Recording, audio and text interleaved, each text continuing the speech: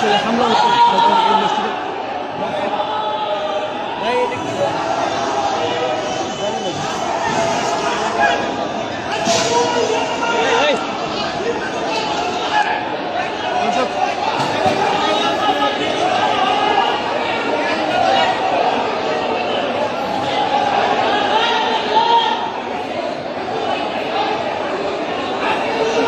দর্শক সরাসরি যুক্ত রয়েছে বাইতুল মোকাররম মসজিদে। আসলে এখানে হামলা হচ্ছে সাধারণ মুসল্লিদের।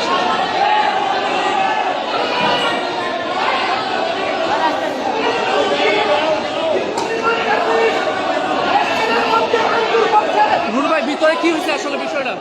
আজকে স্বাভাবিকভাবে আমরা নামাজে আসছি, আমাদেরকে রুহুল আমিনের সন্ত্রাসীরা আওয়ামী লীগের গোপালগঞ্জ থেকে মাদ্রাসা থেকে লোকজন নিয়ে এসে আপনারা দেখেন মসজিদের ভিতরে ভাঙচুর করছে, মসজিদের ভিতরে ভাঙচুর করছে। রুহুল আমিন জোর করে নামাজ পড়াবে, নামাজ পড়া মুসল্লিদেরকে আক্রমণ করেছে, মুসল্লিদেরকে মসজিদের মধ্যে মেরেছে। আমরা ঢাকাবাসীকে অনুরোধ করবো, ঢাকাবাসী আজকে আমাদেরকে হামলা করেছে আওয়ামী লীগের ফাঁসিবাদ রুহুল আমিন আজকে মুসল্লিদেরকে হামলা করেছে। ঢাকাবাসীকে আহ্বান করবো, সবাই ঢাকাবাসী বাইতুল মুকাররমে সবাই আসেন প্লিজ, সবাই।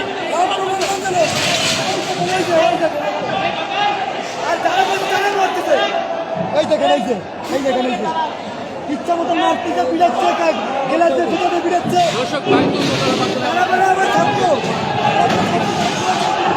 বাইতুল মোকাররম মাদ্রাসা শিক্ষার্থী দর্শক একটি রণক্ষেত্র আসলে হবে বাইতুল মোকাররম। আমি দর্শক যেমনটি দেখছিলাম আসলে মুফতি রুহুল আমিনের অনুসারীরা আসলে ভিতরে, তারা মুফতি রুহুল আমিনের অনুসারীরা আসলে ভিতরে সাধারণ মুসল্লিদের উপর হামলা করছে। তাই ওনারা একটু নেন তো দর্শক। বাইতুল মোকাররম আসলে একটি রণক্ষেত্রে পরিণত হয়েছে এমনটি আসলে আমরা দেখছিলাম দর্শক।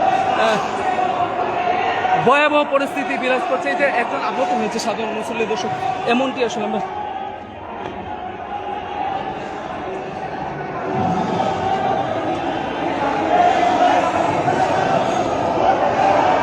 দর্শক। বাইতুল মোকাররম একটি রণক্ষেত্র পরিণত হয়েছে, এখানে সাধারণ মুসল্লি, এই যে সাধারণ মুসল্লি আসলে আহত হয়েছে নানানভাবে, যেমনটা আমরা দেখছিলাম।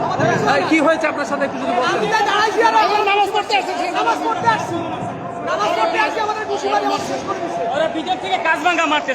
কারা মারতেছে ভিতরে, আসলে কারা অবস্থান নিচ্ছে? লাভ হলো কি, ফায়দা কি হলো, কি ফায়দা হলো বলেন? আপনার ফায়দা দালাল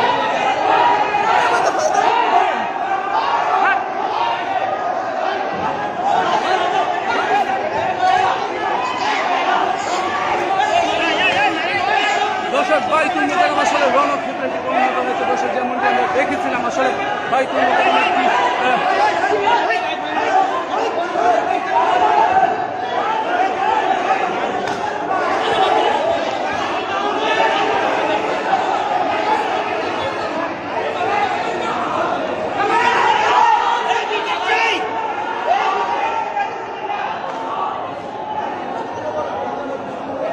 দর্শক, মুফতি রুহুল আমিনের অনুসারীরা আসলে ভিতর থেকে সাধারণ মানুষদেরকে আসলে হামলা করছে। আসলে এই একজন ভাইকে আসলে দেখাচ্ছে আসলে উনি রক্তাক্ত হয়েছে।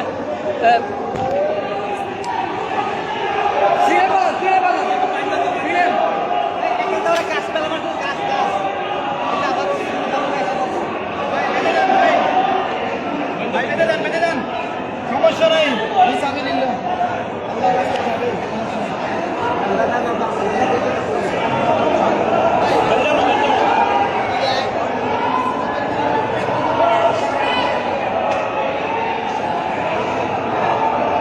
ওনাকে একটু মেডিকেল নেওয়ার ব্যবস্থা করেন, একটু মেডিকেলে নিয়ে যান।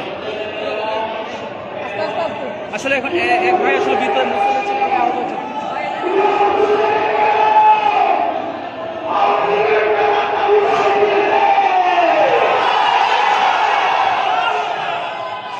দর্শক, বাইতুল মোকাররম একটি রণক্ষেত্র অবস্থা নিয়ে যাচ্ছে দর্শক, যেমনটি আমরা দেখেছিলাম আসলে বাইতুল মোকাররম।